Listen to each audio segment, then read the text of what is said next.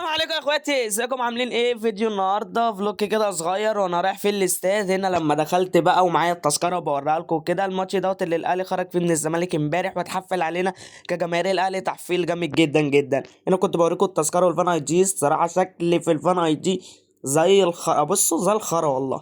هنا بقى واحنا ماشيين يا جماعه طالعين على البتاع اللي هتدخلنا على الاستاد على طول، بصراحه مش عارف اسمها بس هي بتاع كده عامله زي السحليه، بنطلع عليها كده نلاقي نفسنا قدام الاستاد على طول. والان مع المفاجاه الكبرى. بص يا جماعه شكل الاستاد كان جامد، كان لسه ما ولعوش الانوار قوي، وهنا اللوجو بتاع الاهلي تحت اهوت. انا بصراحه اول مره اروح الاستاد بس كانت تجربه حلوه، بس كان نفسي الماتش يكمل والله. هنا بقى التالتة شمال قبل ما تكتر الرجاله والرجاله كلها تيجي، وكان لسه الزمالك ما حدش جه، كنا رايحين بدري قوي قوي، كانت الساعه لسه 7. اقلب بقى الشاشه واتفرج جماهير الاهلي، وكانتش لسه برضو كمان جاب، بس كان الاستاد نور والناس بدات تيجي بقى الموضوع كان جامد.